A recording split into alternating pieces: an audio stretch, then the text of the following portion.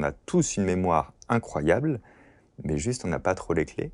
Par exemple, je suis très frustré qu'il n'y ait pas des cours en primaire de j'apprends à apprendre. Prends cette base très simple. On met des enfants dans une classe, et on leur dit ton projet pour les 6, 7, 8, 9, 10 prochaines années, c'est d'absorber de l'information. Et comme clé, on va te donner rien.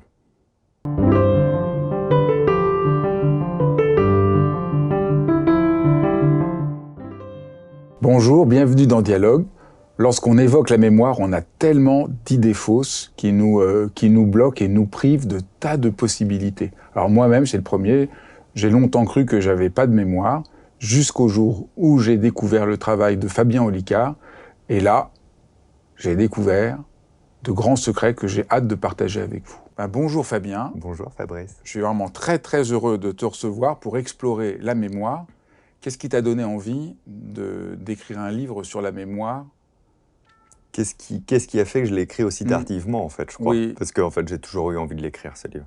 C'est de tous les domaines que je tripote sur le cerveau, etc.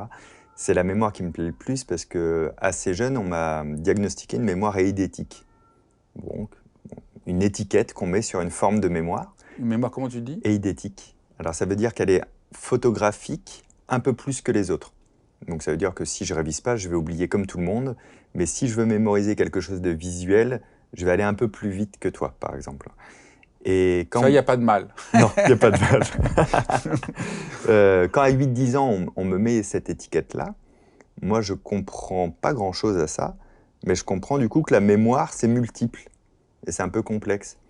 Et à l'époque, ça rentre en résonance avec une phrase que j'avais entendue, je crois qu'elle est attribuée à Einstein, est-ce qu'il l'a dit ou pas, je sais pas, mais qui était un don non travaillé s'appelle une mauvaise manie.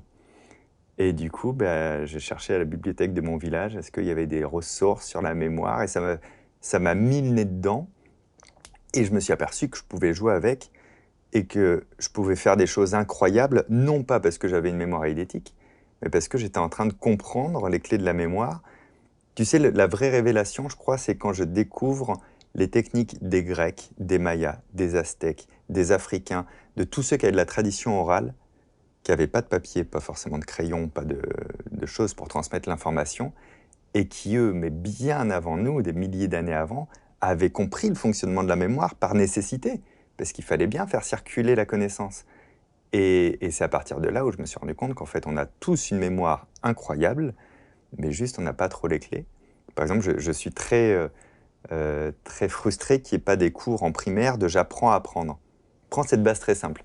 On met des enfants dans une classe, et on leur dit ton projet pour les 6, 7, 8, 9, 10 prochaines années, c'est d'absorber de l'information. Et comme clé, on va te donner rien.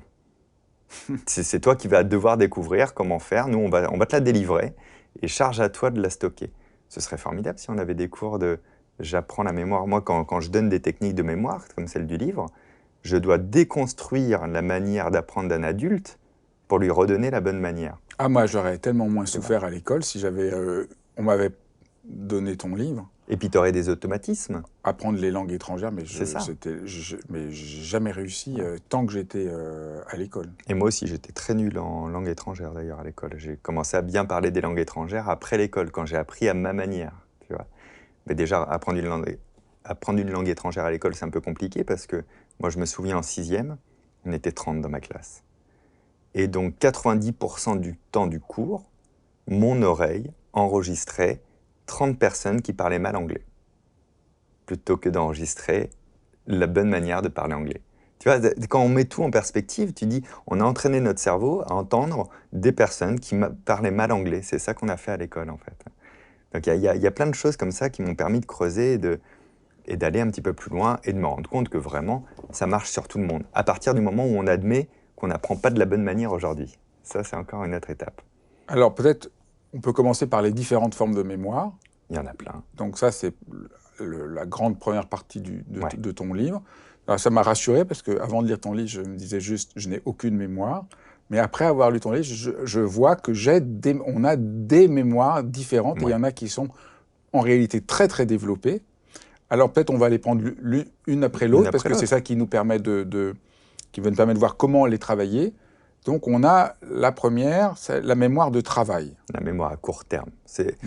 l'essentiel de notre vie, on stocke par la mémoire de travail. C'est à la fois une mémoire à part entière et à la fois, de toute manière, un sas vers les autres mémoires. On va forcément passer par la mémoire de travail. Durée de vie de cette mémoire, 5 à 7 secondes. Elle retient en moyenne 7 choses différentes en même temps. Donc là, si je te donne une liste de courses, si je passe les 7 éléments, ça va commencer à faire beaucoup. Et comme elle a une durée de vie de 5 à 7 secondes, tu vas faire un truc automatique dans ta tête, tu vas te répéter la liste en permanence. Et ce réflexe, tu l'as parce qu'au fond de toi, tu sais que ça va être effacé si tu n'y penses pas pendant 10 secondes ou 20 secondes ou 30 secondes. Ça, c'est la mémoire de travail, c'est cette porte d'entrée. La plupart du temps, on se sert d'elle. C'est une sorte de bloc-notes où on écrirait avec un stylo à encre invisible. Donc, au bout de quelques secondes, le papier a absorbé ça. Elle est très utile parce que le cerveau, les 68 à 86 milliards de neurones, ils sont capables de tout stocker dans notre vie en termes de souvenirs.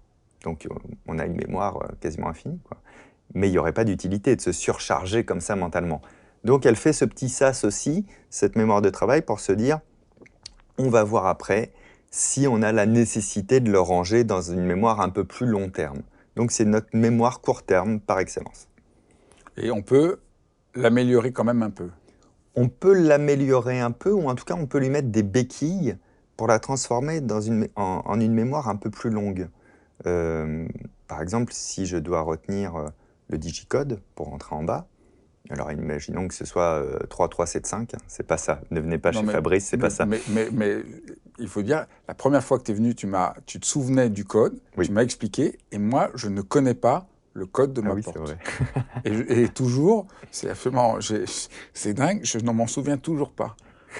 J'arrive à le faire automatiquement. On verra après quelle mémoire. Ça, c'est la mémoire procédurale. Procédurale. Ouais. Ça, j'arrive, mais je n'arrive pas à le. Donc ça, maintenant, il y a beaucoup d'astuces pour y arriver. Mais tu vois, par exemple, voilà, un code 3375, la mémoire de travail, elle l'oublierait donc en quelques secondes. Je peux mettre une béquille en me disant, tiens, 3375, 3375, Bordeaux-Paris. Le fait de me dire Bordeaux-Paris, ça va lui mettre une béquille qui va lui permettre non pas de durer dans le long terme, mais c'est sûr que durant une journée entière, je vais me rappeler du code. Peut-être même le lendemain, je vais me dire, je m'étais dit un truc, c'était des villes, et peut-être ça va même remonter, Bordeaux-Paris, ah oui, 3375. Donc voilà, ça ne le stocke pas en mémoire long terme, mais il y a des astuces qui permettent quand même on va dire, de mettre des béquilles, oui c'est ça, des petites aides à cette mémoire court terme. La deuxième, la mémoire épisodique. Alors ça, c'est une mémoire très puissante, naturelle, très intéressante, c'est la mémoire du souvenir, la mémoire des expériences de vie. Qui fait que je me souviens la dernière fois qu'on s'est vu. Exactement, tu n'as pas révisé pour te rappeler de notre dernier entretien, parce que ça a été stocké dans ta mémoire du souvenir. C'est une mémoire naturelle, une mémoire très efficace, une mémoire qui absorbe ce que tu vis de réel et ton imaginaire aussi. C'est pourquoi le Bordeaux-Paris d'il y a quelques secondes est très efficace, parce que je viens de m'imaginer, moi dans ma tête, la ville de Bordeaux avec la tour Eiffel au milieu. Ça a créé un faux souvenir dans ma tête. En fait, cette bulle-là, elle a été un peu connectée, en tout cas à ma mémoire épisodique, à ma mémoire du souvenir. D'ailleurs, l'imagerie que j'ai de Bordeaux et l'image de la tour Eiffel, c'est dans ma mémoire épisodique déjà, c'est rangé là-dedans. Donc la mémoire épisodique, cette mémoire-là du souvenir, elle est intéressante. Elle nécessite néanmoins un petit peu d'attention. C'est-à-dire qu'on y reviendra tout à l'heure, mais si je ne fais pas attention au moment où je suis, si je suis en train de penser à ce que j'ai à faire après notre petite discussion, forcément, mon cerveau se dit, si mon humain ne fait pas attention à ce moment, c'est qu'il n'est pas important. Donc, je ne vais pas l'encombrer de ce souvenir-là. Et c'est pour ça que les personnes qui ne sont pas trop alignées dans leur présent, se souviennent plus trop de ce qu'ils ont fait hier, la semaine dernière, etc., parce qu'ils ne vivent pas pleinement le moment. Mais ça aussi, c'est une autre discussion passionnante par rapport à la mémoire épisodique, par exemple. Si tu prends en photo un endroit merveilleux où tu es, dont tu veux garder une trace, si tu fais plein de photos de cet événement-là, tu vas moins t'en souvenir parce qu'inconsciemment, tu as envoyé le message à ton cerveau que l'information existait quelque part, qu'il n'avait pas besoin de se surcharger. Donc c'est important aussi pour la mémoire épisodique d'être bien ancré dans son moment si on veut s'en rappeler. Alors tu soulignes qu'elle peut nous tromper, et que ça c'est vraiment important de... Et tu donnes un exemple, mais alors dingue. Un exemple personnel qui est fou et qui, encore aujourd'hui, me trouble moi. Donc la mémoire épisodique, la mémoire du souvenir, si je ferme les yeux et que je m'imagine demain sur la scène à l'Olympia en train de faire un spectacle, etc., mon cerveau va ranger tout cet imaginaire dans la mémoire du souvenir. Donc je vais commencer à avoir du mal à faire la différence entre ce que j'ai imaginé ou ce qui a été réel. C'est la même porte d'entrée pour la mémoire épisodique, l'imaginaire, l'expérience, c'est pareil. C'est pour ça qu'il y a des faux souvenirs. On peut avoir des faux souvenirs. Et ça génère des faux souvenirs qui sont un petit peu terribles. Si on prend par exemple le point de vue de la déposition légale, par exemple, de la loi, il n'y a pas un témoignage qui est vrai à 100%. Si je te raconte un de mes souvenirs, ça c'est intéressant, plus je vais te raconter mon anecdote, plus elle va être fausse. Parce que je vais te raconter un truc qui m'est arrivé hier. Ce truc-là qui m'est arrivé hier. Pour te le raconter, je vais un peu le resserrer, sinon ça va être long. Puis je veux capter ton attention. Donc je vais le rendre peut-être un petit peu marrant, ou peut-être légèrement un peu plus que ce qui s'est vraiment passé. Eh bien, cette nouvelle version, elle va écraser le premier souvenir, ça va devenir le souvenir. Et plus je vais le raconter, plus comme ça, je vais en faire des versions légèrement différentes. Et à la fin, je suis persuadé que ce que je raconte est vrai, mais c'est très éloigné de la vérité. Et donc, moi, j'ai vécu un truc comme ça personnellement qui était fou. On me raconte, enfin non, c'est pas qu'on me raconte. Je vais te raconter ça dans l'ordre où je le découvre. Je suis avec ma compagne chez des amis et on parle de l'anniversaire d'un copain qui a eu lieu quelque temps auparavant. Et ma compagne raconte ce qui s'est passé de marrant lors de cet anniversaire. Et je trouve qu'elle raconte mal parce que c'est pas vraiment ce qui s'est passé. Donc je dis, attends, si je peux me permettre, je prends le relais et je raconte moi ce qui s'est passé. Et à la fin, on rentre chez nous et ma compagne me dit, tu sais, j'ai pas voulu te mettre mal à l'aise tout à l'heure, mais t'étais pas présent à l'anniversaire. Tu vois, je trouve qu'elle est déjà très délicate et très élégante. Gentil, ouais. Elle n'a pas dit devant tout le monde. Hein, c'est quand même. Mais elle m'a vu tellement persuadée d'avoir le truc. Mais oui, c'est élégant de sa part. Et je lui dis, bah si, j'étais à l'anniversaire. Elle me fait, ben non. Je fais, bah si. Lui était là, comme machin arrive de la porte d'entrée avec notre sac poubelle, il est là, etc. Alors, il faut se dire que l'appartement, je connais. Tous les protagonistes, je les connais. Donc moi, je revois le souvenir, je dis, si. Elle me fait, non, je te jure que t'étais pas là. Je sais pas si j'étais pas là, j'étais où? On regarde la date. On regarde dans l'agenda. J'étais en spectacle à Nantes. Donc c'est factuellement impossible. Et c'est important pour moi parce que c'est le seul truc qui fait que je veux bien commencer à admettre que j'étais pas là. Mais s'il n'y avait pas cette preuve tangible, pour moi, j'y étais. Donc j'étais en spectacle à Nantes pendant que faisait l'anniversaire. Donc ce qui a dû se passer, c'est que ma compagne, j'ai dû l'avoir au téléphone après le spectacle. Elle a dû me raconter cette anecdote qui était très marrante. Et moi, à l'autre bout du téléphone, comme je ne l'ai même pas elle en face de moi, bah, j'imagine toute la scène pour la visualiser. Et je l'ai tellement bien imaginé que je suis persuadé d'y être. Ça nous arrive. Alors, moi, je n'ai pas l'impression que ça m'est arrivé, mais ça nous arrive pour tout le monde, en tout cas dans les souvenirs d'enfance. Oui. Nos parents nous racontent un truc et on ne sait vraiment plus si on y était vraiment ou on se souvient juste de ce que nos parents nous ont raconté qu'on a fait. À l'enfance, oui. Il y a Elisabeth Loftus, qui est une psychologue, qui a fait un gros travail là-dessus, sur les souvenirs d'enfance. Alors, pour te raconter l'expérience très rapidement, elle faisait venir des personnes, elle leur demandait de détailler des souvenirs d'enfance. Ces souvenirs, elle les avait collectés auprès des parents. Et donc, ils devaient dire comment ils s'en souvenaient, etc., etc. Et dedans, elle en insérait un faux. Un souvenir où il s'était perdu dans un centre commercial. Et donc, première étape, elle disait, alors on va parler de tel souvenir, tel souvenir, tel souvenir, tel souvenir, que vos parents nous ont raconté, etc. Elle faisait tourner la caméra, parlez-nous de ci, parlez-nous de ça, parlez-nous de ça. Tous ont parlé de la fois où ils s'étaient perdus dans un centre commercial. Aucun d'entre eux ne s'était perdu dans un centre commercial.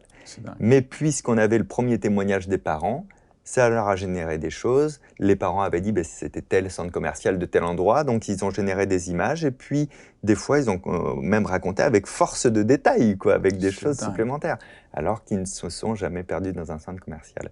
Donc, à force de nous raconter quelque chose où on était présent, on peut le penser vrai. Donc, cette mémoire, elle est précieuse, mais là, attention, est manipulable. Elle est manipulable. Alors, ça peut nous être très utile pour les astuces qu'il y a dans le livre. C'est-à-dire que maintenant qu'on sait qu'elle est manipulable, on peut s'en servir pour stocker volontairement des choses qui ne vont pas dans cette mémoire. Mais à l'inverse, elle nous oblige à être très humbles par rapport à ce qu'on croit être vrai de nos souvenirs, parce que elle bouge d'elle-même. Alors la troisième, c'est la mémoire sémantique. Sémantique, c'est la mémoire des données. Si je te dis 1515...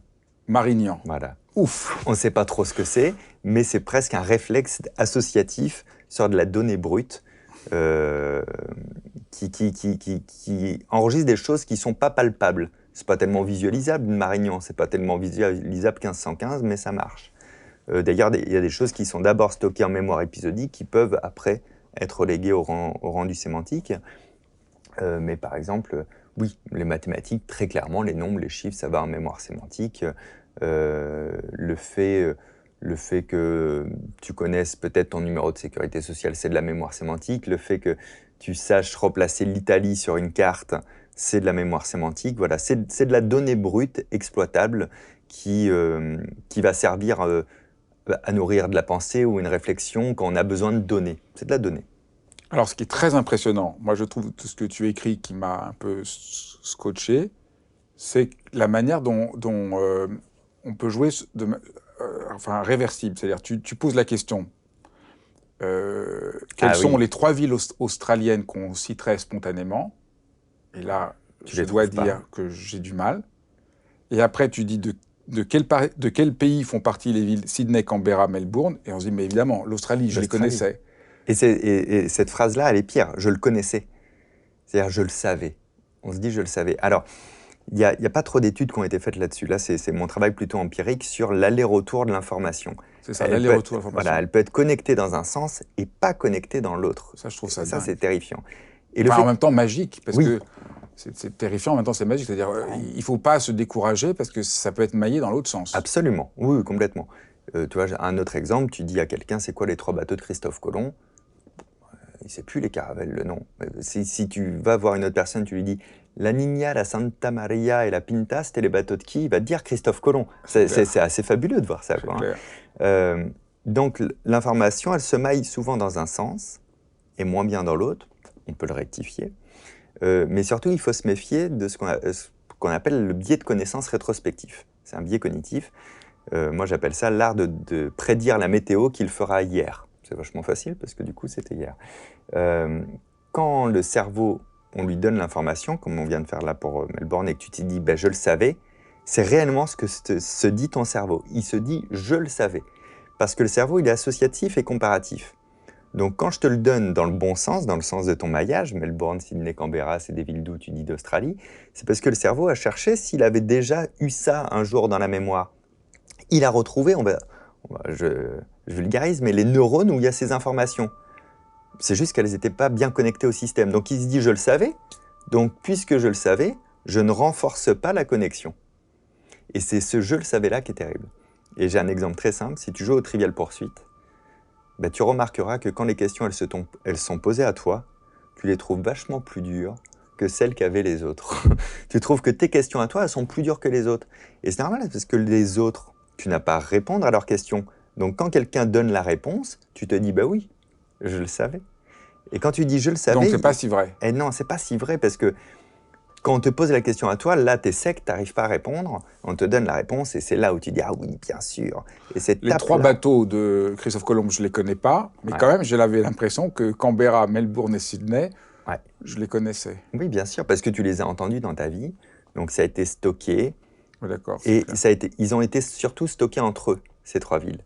Elles ont été maillées entre elles, elles ont été enrobées d'Australie, mais par contre, l'Australie ne te donne pas accès à ces informations-là. Donc, il y a des manières d'apprendre. Le plus simple, par exemple, dans une des méthodologies que je recommande vivement et que je conseille, c'est des petits cartons qu'on se fait, des flashcards, avec l'association dans les 2 sens de 2 informations qui doivent être maillées en même temps. Et après, il y a une méthode de révision qui est expliquée où tu prends un coup le truc, il y a marqué Australie. Alors, tu dois te rappeler ce qu'il y avait marqué derrière. Donc, c'est des villes australiennes. Alors, tu les as, tu vérifies. Ah, je me suis trompé. Tu le laisses dans le nouveau sens, dans le sens des villes, tu le remets dans ton système. La prochaine fois que tu vas le réviser, tu vas voir les villes, tu dis c'est Australie, ça je savais. Tu le retournes, tu le remets dans le système, et un jour tu vas retomber dessus, tu vas lire Australie, tu vas te rappeler des villes, et c'est toujours de prendre le temps d'apprendre dans un sens, mais également dans l'autre. Il faut bien renforcer. En vrai, c'est mécanique. Les neurones, c'est des petites bulles comme ça. Il y a un câble entre les deux, ça s'appelle une synapse, qui est entourée de myéline. C'est un isolant, parce que c'est des circuits électriques. Et donc, c'est à toi de bien brancher les deux à chaque fois. Et donc, puisque c'est mécanique, il y a une manière très mécanique de le faire, c'est d'apprendre dans les 2 sens, en alternant, et pas se contenter de faire la révision tu sais, très classique qu'on a en cours, hein. Je te pose une question dans un sens parce que je veux que tu connaisses la réponse dans l'autre. Donc on va te poser des questions sur des dates historiques et toi tu vas connaître la réponse dans un sens, mais si je te pose une période de l'histoire, tu auras beaucoup de mal à retrouver les dates associées. Ça, c'est un problème. Alors, la mémoire suivante, la mémoire procédurale. Alors ça, je n'y avais pas pensé, mais c'est vrai. C'est la championne. C'est la meilleure mémoire. Ah, c'est vrai? Ouais, c'est la plus difficile d'accès. C'est-à-dire, c'est plus long d'encoder, on appelle ça, dans cette mémoire-là. C'est la mémoire du geste, la mémoire procédurale. Mais une fois qu'elle y est, elle y est. Et j'en ai pour preuve la fameuse phrase « le vélo, ça s'oublie pas ». Parce que quand tu as appris à faire du vélo, c'est pas vraiment toi qui conscientises, justement. C'est que c'est devenu un automatisme du geste, du corps, et ça s'oublie pas. Les musiciens avec qui j'ai pu travailler sur la mémoire, c'est assez rigolo de voir, parce que tu leur dis, c'est quoi le morceau que tu sais le plus jouer, que tu joues depuis très longtemps. Ils te disent un morceau. Tu dis, tu peux me donner les notes, là, ou m'écrire vite fait la partition? Ils n'y arrivent plus, parce qu'ils connaissent trop bien, justement. Par contre, tu lui donnes son instrument de musique, il te le joue tout de suite. Parce que, tu vois, pour la guitare, ses doigts savent ce qu'ils ont à faire, tu vois. Et ça explique pourquoi toi, ton digicode, quand tu es en face, tu arrives à le faire de mémoire. Parce que c'est pas les chiffres que tu as retenus, c'est pas la sémantique, c'est la procédure. Ta main, elle sait qu'elle doit faire tit, tit, tit, tit, tit, tit, ça, j'aime et bien que ça cette va mémoire, s'ouvrir, parce qu'elle tu est vois. corporelle, elle est sensible. Ouais. Il y a quelques années, il y a une femme américaine qui avait un Alzheimer très poussé, qui avait dansé sur le lac des Cygnes, je crois, dans les années 70. On avait vu cette vidéo. Et cette vidéo, elle tournait, il mettait la musique du lac des Cygnes, et là, elle refaisait la chorégraphie avec ses mains. Et c'était la bonne chorégraphie, alors qu'elle ne se souvenait pas de ce qu'elle avait fait la seconde d'avant. Ah oui, Mais ça, c'était sa mémoire procédurale. Son corps sait danser la langue des signes. Et tu vois, c'est la dernière mémoire à être atteinte par les maladies neurodégénératrices. La mémoire épisodique est atteinte, la sémantique aussi, la court terme, bien sûr, la mémoire travail, mais la mémoire procédurale, elle reste. C'est pour ça que quelqu'un qui a un Alzheimer sait quand même se déplacer, sait quand même manger. Parce que marcher, par exemple, c'est une folie du cerveau, hein, marcher. Mettre un pas après l'autre sans réfléchir, sans y penser, c'est de la mémoire procédurale, ça. Et comment on peut la travailler? Alors, elle n'a pas besoin d'être renforcée, mais elle a besoin d'être utilisée. C'est chouette de l'utiliser.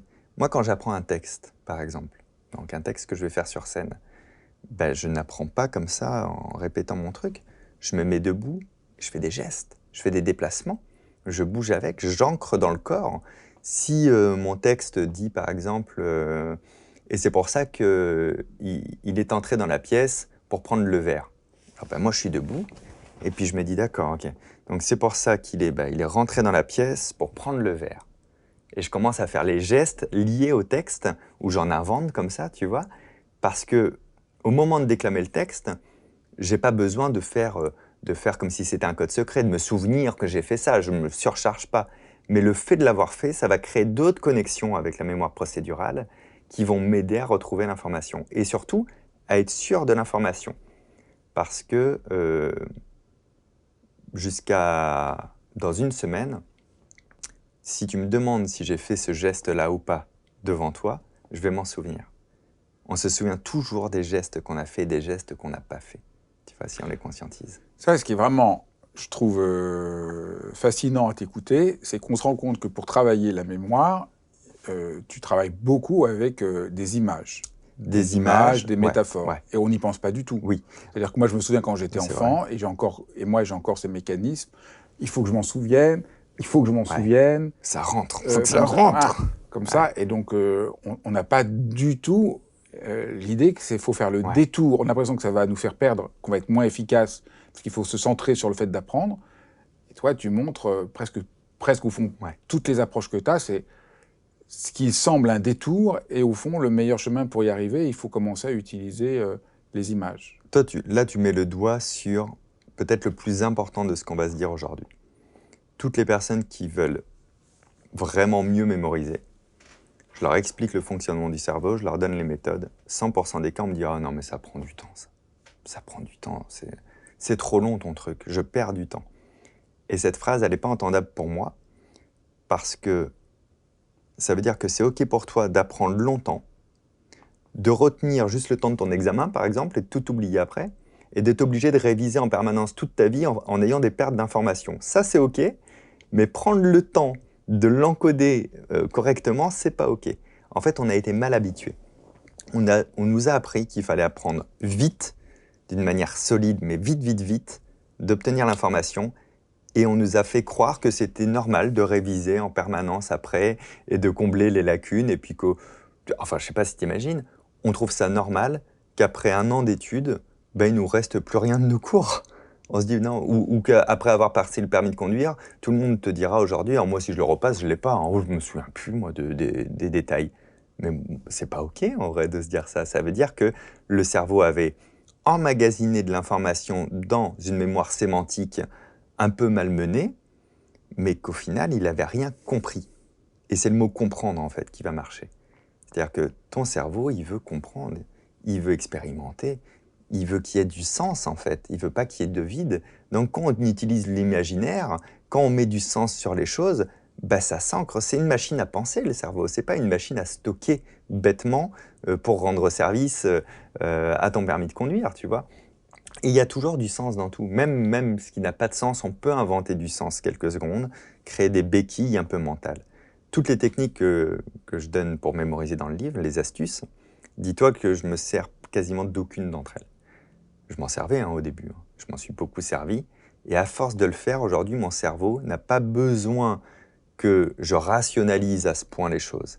Il a compris ce que j'attendais de lui, et donc il va ranger dans les bonnes mémoires, etc. Tu vois ce que je veux dire? C'est impressionnant. Mais ça, c'est assez rigolo parce que je suis un escroc du coup. Les techniques que je donne, des fois, j'ai besoin de les réviser pour la redonner parce que je m'en souviens même plus de la technique, tellement je m'en sers plus moi-même, quoi. La dernière mémoire, c'est la mémoire perceptive. Pour ça, j'étais très content parce que ça, là, j'ai une très bonne mémoire perceptive. C'est Le son, les les odeurs, les odeurs, goûts. La Madeleine de Proust, c'est c'est ça, ça. hein, on se rend compte de la puissance avec cette anecdote de Proust qui, en goûtant la Madeleine, retombe dans ses souvenirs d'enfance, etc. Elle est très forte. Alors pareil, elle n'a pas besoin d'être travaillée parce qu'elle est efficace de fait. Par contre, on peut s'en servir aussi. On s'en sert pas beaucoup. On s'en sert très peu. Alors ça, je m'en suis servi instinctivement sans même savoir qu'elle existait quand j'étais au lycée. J'allais faire toujours mes révisions dans des endroits aléatoires.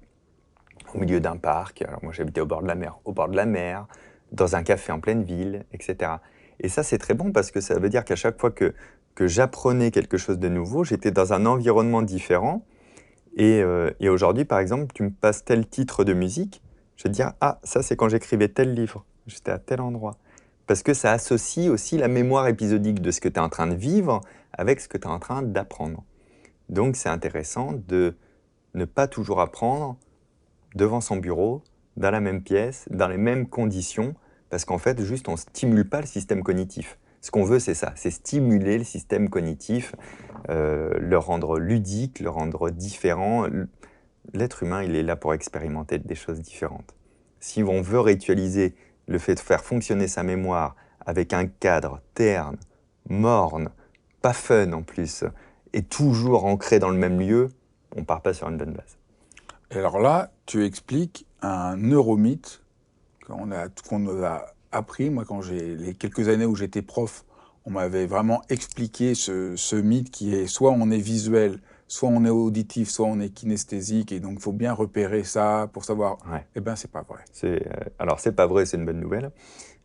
Déjà, la plupart des gens ont l'impression d'être ou visuel ou auditif. La grande majorité des personnes ont l'impression d'avoir une mémoire visuelle. Moi, j'avais l'impression d'avoir une mémoire kinesthésique. Ah, c'est très rare. Ouais. Jusqu'à... Pourquoi je suis pas étonné? Ouais. C'est plus rare les personnes qui ont l'impression d'avoir cette mémoire favorable. Alors, la mauvaise nouvelle, donc, c'est que c'est faux. La bonne nouvelle, c'est que c'est faux parce qu'on a les trois et qu'elles fonctionnent très bien toutes les trois. Donc, il faut travailler les trois. Si on a l'impression d'avoir une mémoire plutôt visuelle, bon, bah, tant mieux, c'est une impression, mais vraiment. Mais quoi qu'il arrive, il va falloir quand même travailler avec sa mémoire auditive et sa mémoire kinesthésique. Donc, ça veut dire, si je dois apprendre un texte, bah, ça peut être chouette de le surligner pour bien lire, etc., pour faire des impacts visuels, tu vois. Mais ça peut être chouette aussi de se le lire plusieurs fois à haute voix. Et puis ça peut être très bien aussi de l'écrire soi-même pour faire travailler un peu la mémoire kinesthésique et procédurale. Donc il n'y a pas de... En fait, ce neuromythe de on a une mémoire, un style qui est plus fort que les autres, son problème, c'est pas qu'il existe, ce neuromythe en soi, mais c'est du coup, il induit que ça sert à rien d'utiliser ces autres formes de mémoire. Alors que le cerveau, la mémoire, le système cognitif, il est fait pour se nourrir de tout ce qui peut le renforcer. Et donc, comme ces trois mémoires, elles sont très efficaces chez tout le monde, bah, autant les utiliser les trois. On ne va pas donner tous les manières, tous les conseils que tu donnes. C'est très nombreux, c'est un livre qui est très pratique. Mais on va prendre quelques problèmes. Alors, un des problèmes, moi, que j'ai, c'est je ne me souviens jamais du nom des gens. Je me souviens que je les ai vus. Et je me souviens très fortement l'émotion que j'ai sentie avec eux. Je sens s'ils m'étaient sympathiques, le degré... j'ai cette information-là, mais impossible de me souvenir de leur nom. Donc, très bonne mémoire perceptive, bonne mémoire épisodique, puis la mémoire à court terme et la mémoire sémantique, on a mis de côté, ça c'était de la donnée. Ouais. C'est ça, voilà. Après, j'ai des émotions très intenses. Cette personne, je sais que c'est une amie. Cette personne, je sais que je l'ai vue il y a peut-être une fois, mais j'ai adoré discuter avec elle. Enfin, je sens un truc comme ça, mais pas plus. Alors, comment je peux faire? Pour le prénom et le visage, il y a une technique simple, on va parasiter un peu la mémoire épisodique, justement. La première chose, on va prendre le temps mentalement d'écouter son prénom. Le point faible en général sur les prénoms, c'est qu'il n'y a pas d'attention. Alors l'attention, c'est une des deux portes d'entrée majeures de la mémoire. La deuxième, c'est l'émotion. La deuxième porte d'entrée de la mémoire. Et on voit bien que toi, l'émotion, ça a bien marché parce que tu as encore tes ressentis. Ouais. L'attention, c'est quelqu'un, tu rencontres quelqu'un et puis tu lui dis « Excusez-moi, vous appelez comment, Paul ?» « Oui. Vous pouvez me passer ça ?» C'est souvent que ça, c'est « Oui, je voulais vous dire que… » Même des gens qui me sont très proches, que je connais, j'oublie leur prénom quand même. Alors, l'attention… Donc, la première chose, on va aller dans l'ordre. Première chose, donc, on répète le prénom. Alors, l'attention, c'est déjà, je me mets en condition mentale, je me dis, je veux connaître son prénom. Et on se dit cette phrase intérieurement, c'est un signal fort. Je veux connaître son prénom. Il dit son prénom. Et je le répète. La personne me dit, je m'appelle Fabrice, et je répète tout de suite Fabrice, enchanté Fabrice. Donc là, j'ai mis de l'attention, et en plus, j'ai fait une boucle phonologique, c'est-à-dire j'ai fait travailler ma mémoire auditive une deuxième fois, c'est pas si mal, et même procédurale dans un sens, parce que j'ai prononcé. Ensuite, immédiatement, on va chercher dans la mémoire épisodique la mémoire du souvenir et on va s'amuser avec. C'est instantané, je me dis Fabrice, alors Fabrice, comme Fabrice, ah bah tiens, moi je suis copain avec Fabrice Midal, alors j'ai imaginé cette personne-là avec des lunettes jaunes, comme Fabrice Midal. Et je me dis ça, Fabrice comme Fabrice. Et je l'imagine peut-être avec les lunettes jaunes et une veste jaune comme toi. Et je me dis, voilà, cette personne s'appelle Fabrice comme Fabrice, j'ai pas besoin de retenir cette information. Le simple fait de l'avoir constaté et de m'être amusé avec, ça fait encore des connexions entre ces fameux neurones. C'est-à-dire que quand je vais penser à lui, automatiquement, je vais penser à toi et je vais me dire, ben oui, Fabrice, comme Fabrice. Donc, je n'ai pas fait rentrer une nouvelle information, j'ai utilisé une ancienne information que je connais bien pour la relier à celle-ci. Et la dernière étape, c'est on va lutter contre la courbe d'oubli qui est naturelle chez l'être humain. À chaque fois que je peux prononcer son prénom, je vais le prononcer. Donc si à un moment donné dans la soirée, je veux lui dire « Est-ce qu'il peut me passer la carafe d'eau ?» Je ne vais pas dire « Excusez-moi, vous pouvez me passer la carafe d'eau ?» Je vais dire « Excusez-moi Fabrice, vous pouvez me passer la carafe d'eau ?» Il va me la donner, je vais dire « Merci Fabrice ». Alors c'est un peu pompeux, ça rend très poli, c'est très bien, mais on replace le prénom à chaque fois que c'est possible, comme ça renforce le lien. Et quand, malgré tout ça, on oublie après. Parce que moi, c'est comme je sens une déconnexion entre la personne et le prénom. J'arrive pas... Alors là, ce que tu dis peut aider. Du reste, ça devient... Même genre, je rêve la nuit. Cette nuit, j'ai rêvé que je voyais quelqu'un, je sais me souvenir son prénom. Je faisais l'exercice que tu disais dans mon rêve. Mais ce que j'arrive pas à faire, c'est de voir le lien entre le prénom et la personne. J'ai l'impression que c'est pas la même entité. Le visage et le prénom. Oui, par exemple, tu vois, je sens ta présence et tout, mais même me souvenir que ton prénom c'est Fabien, il y a quelque chose pour moi de complètement pas naturel.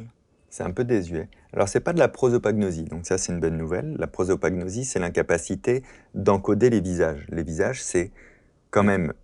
Les gens ne reconnaissent pas les visages. Ouais, c'est une multitude d'informations, et pourtant, c'est toujours la même chose, un visage. Ça, tu as appris des gens qui avaient ce problème-là, tu racontes dans le livre que tu as réussi à les aider à surmonter leurs problèmes. Avec ces techniques-là, en tout cas, j'ai pu leur donner des méthodes qui ont fonctionné. Mais ça reste toujours des stratégies, hein, parce que quoi qu'il arrive, ils ne peuvent pas encoder un visage. Et moi, je voudrais faire ouais, moi, j'ai pas ce Toi, problème-là, mais c'est le prénom, c'est l'étiquette. ah, j'arrive pas. C'est cette mémoire C'est-à-dire, sémantique-là, mais je peux penser à toi, sentir ta présence, sentir tes livres, tout, mais j'arriverai pas à me souvenir de ton prénom. je pense que toi, c'est tellement ancré en toi, je pense qu'à part faire un jeu de mots avec, pour te donner une béquille, je pense que tu pourrais pas en faire grand-chose, parce que j'ai l'impression que c'est plus profond. C'est-à-dire Oui, que pour toi, une personne, c'est des caractéristiques humaines, oui, mais c'est certainement pas une étiquette. oui. Et donc là, c'est plus de la mémoire, c'est de la perception de vie, là. Mais comme ton cerveau suit les directives que tu lui donnes, tes valeurs, ton système de pensée, etc., eh bien, Je- du coup, il s'encombre pas de cette étiquette, en fait. mais ça m'embête parce que ça serait beaucoup plus chaleureux et sympathique de me souvenir du prénom des gens. Je suis pas si sûr. Parce que tu vois, dans un sens, je préfère quelqu'un qui... moi, je travaille avec des personnes du milieu du spectacle, etc. Donc, des personnes qui ont un sens social, une intelligence sociale très forte. Donc, ils vont toujours se souvenir de mon prénom, etc.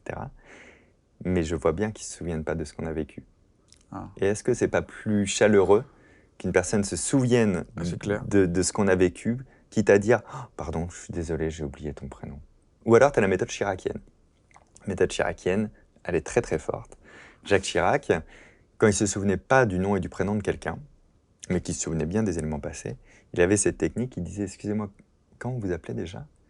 Et donc si la personne disait Fabrice, il disait « Oui, ça je sais, mais c'est votre nom de famille que j'ai oublié. » Et si la personne disait ben, « Midal », il disait « Oui, non mais je sais bien, monsieur Midal, c'est votre prénom que j'ai oublié. » Et donc il s'en sortait toujours comme ça.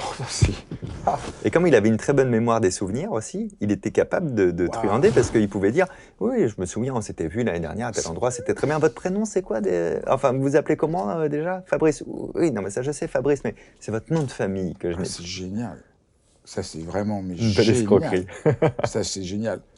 Il y aurait plein d'autres techniques dont tu parles, mais bon, peut-être pour donner envie aux gens de se plonger dans le livre, on peut juste mentionner une des grandes approches qui un peu synthétise tout, c'est le palais mental.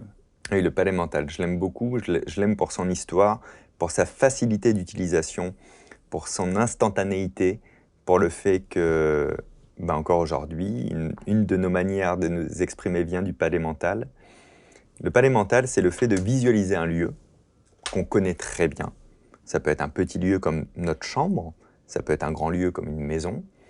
Euh, après, il y a des pros qui se font des palais mentaux complètement imaginaires, c'est pas le propos. Et on va déposer des informations dedans. Je vais t'expliquer en 2 secondes comment. Mais dites-vous qu'après, on passe de pièce en pièce, si c'est une maison, ou de lieu en lieu, pour faire remonter les informations. C'est pour ça que dans le langage courant, quand on fait un discours, des fois on dit « Alors, en premier lieu, on va parler de ça, et en deuxième lieu, on parlera de ça. » C'est un résidu de cette technique qui était utilisée par les Grecs. Donc, pour faire très simple, sans rentrer dans les noms et les détails. Donc ça, c'est important de rappeler que ça j'ai appris ça quand je faisais oui. mes études. Ça, c'est clair que les Grecs et les Romains, Bien sûr. c'est comme ça qu'ils faisaient leur discours, en visualisant un palais mental. Un palais mental, et ça, je m'en sers encore quasi quotidiennement. Donc, le palais mental, il a été découvert parce que, suite à un dîner grec, le plafond s'écroule, tout le monde meurt, et vraiment écrabouillé. Il y a un survivant parce qu'il était sorti à ce moment-là, et on ne sait pas retrouver les restes de qui est qui, malheureusement. Et lui, juste, il va fermer les yeux, il va se dire, alors, il y avait un tel qui était assis là, en face, j'avais cette personne, et on se rend compte qu'en fermant les yeux et qu'en visualisant la pièce, il peut replacer tout le monde. Et c'est de là que vient l'idée de faire du palais mental volontairement pour ranger de l'information. Donc de l'information visuelle, majoritairement. Alors, imaginons que je m'imagine dans ma chambre, moi. Je vais trouver maintenant des éléments marquants pour me promener dans ma chambre. Toujours les mêmes, dans le même ordre. On fait un parcours. Donc j'ouvre la porte de ma chambre, c'est un point spécifique, c'est pas mal. Après, hop, je vais à gauche, donc là il y a une armoire, ok, c'est bien. Après, je continue, il y a une fenêtre, c'est un peu intéressant la fenêtre. Ma table de chevet, avec ma petite lampe, c'est un peu intéressant. Le lit, etc. etc. Je peux faire autant d'endroits marquants que je veux. Imaginons maintenant tout simplement que je veuille retenir une liste de courses basique. Je vais associer chaque élément de la liste de courses au lieu spécifique de ma chambre. Alors moi, en normal, j'ouvre la porte. Et la première chose, moi, c'était des œufs sur ma liste de courses. Bien, je peux très bien imaginer que quelqu'un a jeté des œufs sur la porte de chambre et je vois les œufs dégouliner. J'imagine ça une fraction de seconde. Ça a créé un lien imaginaire dans ma tête. Maintenant, c'est ancré. Donc, j'ai jeté des œufs sur la porte de ma chambre. Après, il faut que j'achète quoi, Fabrice? Ce que tu veux. Qu'est-ce que je fais comme course? Des pommes. Des pommes. Alors, je vais à gauche. Donc là, c'est mon armoire. Je ne vais pas mettre des pommes dans l'armoire parce que ce n'est pas très excitant mentalement pour mon cerveau. On va faire un truc plus marrant. J'ouvre mon armoire et il y a un pommier. Il y a vraiment un pommier avec des pommes scintillantes, etc. à l'intérieur de l'armoire. C'est Narnia derrière, mais c'est un verger infini. Ensuite, imaginons que je doive acheter du lait. Tu vois. Donc là, j'arrive devant ma fenêtre et par la fenêtre, je vois qu'il pleut du lait. Il pleut du lait. Et voilà, c'est vraiment des torrents de lait qui tombent, etc., etc., etc. Là, donc, il faut vraiment pour bien réussir, il faut vraiment lâcher un peu son imagination pour que ce soit un peu fun. Ouais. Si c'est fun, si c'est marquant, si c'est troublant, on s'en souviendra facilement. D'ailleurs, les blagues que tu as entendues dans ta vie, les histoires drôles, tu t'en souviens si elle t'a un peu choqué, un peu marqué, un peu fait rigoler. Tu te souviens de ce qui t'a rendu triste aussi, malheureusement. Les émotions ont un énorme rôle à jouer dans la mémoire. Donc, plus c'est un peu illogique et mieux ça marche. Ce qui est rigolo d'ailleurs, c'est que là, dans 1 heure, je t'appelle et je te dis, il fallait que j'achète quoi en premier? Tu vas me dire, ah oui, la porte, les œufs, et puis en deux, le verger, parce qu'on a créé une scène dans la tête. Donc là, je me souviens, les œufs, les pommes, le lait, ça va. Et surtout, quand tu dis le lait, tu revois le lait tomber. Absolument. Et ça marche pour tout. Je l'ai fait au plus basique, évidemment, avec une liste de courses. Mais moi, dans mon spectacle, j'ai 14 grandes étapes dans mon spectacle. Je les ai toutes associées à une image qui les symbolise un petit peu. À un moment donné, je parle d'un truc sur l'argent, etc. Donc j'ai imaginé une grosse liasse de billets qui est rentrée à la bonne position dans mon palais mental. Ce qui fait que quand je fais une impro, je me dis, oh là là, j'en suis où dans l'impro? Je me revois dans mon palais mental, c'est le moment de l'argent. Et comme toute cette partie-là du spectacle, je la connais, j'ai juste besoin de me rappeler que c'est cette partie-là, eh bien, l'image des billets me renvoie, etc.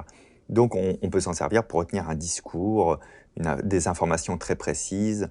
On peut se rappeler de longs codes numériques aussi avec, si on transforme les chiffres en images. C'est une autre technique qui est expliquée dans le livre. Donc, c'est un petit peu sans fin. Alors, on peut avoir même plusieurs palais mentaux dans sa tête. Et il m'arrive même d'utiliser un palais, je ne sais pas si les gens l'utilisent, j'ai un palais sur moi là, actuellement. Tu peux t'en servir si tu veux, de 10 points précis. C'est mon corps. Je me dis, ma tête, mon bras, ma main, mon torse, la zone génitale, ma jambe, mon pied. Et donc, si je dois retenir 10 informations là comme ça rapidement, je reprends l'exemple de la liste de courses, donc je vais imaginer qu'à la place d'un chapeau, j'ai une coquille d'œuf. Et puis ici, j'ai une grosse pomme qui est tatouée de rocker. Et donc, je peux me faire comme ça un petit palais mental spontané. Celui-là, je m'en sers quand je dois retenir un truc, mais juste sur une période très courte. Parce qu'après, comme ça va s'effacer, ça va s'oublier. Donc, le palais mental, c'est une excellente technique pour se rappeler d'un peu tout. Se servir de la liste de courses, pour retenir la liste de courses, c'est la version la plus inutile du palais mental, parce que sa liste de courses, on peut l'écrire sur un papier. Donc tout va bien, et on a le droit de la consulter pendant qu'on fait les courses. Mais ça peut être un premier entraînement, par exemple. Le palais mental avec la liste de courses, je m'en sers souvent en exemple sur des personnes qui n'ont pas de mémoire. Je leur mets une liste de 20 choses à acheter, et puis je leur demande de retenir. Ils ratent, ils en retiennent 5, 6, 7, mémoire de travail, mémoire court terme. Je leur apprends à utiliser le palais mental, un quart d'heure. C'est plus pour leur expliquer le concept qu'autre chose. Je leur remets la liste, ils ont le même temps pour la retenir. 20 minutes après avoir retenu, je leur demande, ils retrouvent 90 à 100% des réponses, alors qu'ils ont appris la technique 15 minutes avant. Notre cerveau est fait pour retenir comme ça. C'est formidable. Écoute, merci infiniment. J'espère que ça va donner à tout le monde envie de lire ton livre et découvrir que c'est possible. Voilà, moi je regrette d'avoir attendu aussi longtemps pour découvrir qu'on peut faire quelque chose avec sa mémoire. Merci infiniment, Fabien. Merci à toi. C'est passionnant de t'écouter. Merci beaucoup. Merci d'avoir suivi cet épisode de Dialogue. N'hésitez pas à vous abonner pour découvrir les prochains épisodes et de me faire part de tous vos commentaires que j'ai plaisir à lire. À très bientôt. Je vous embrasse.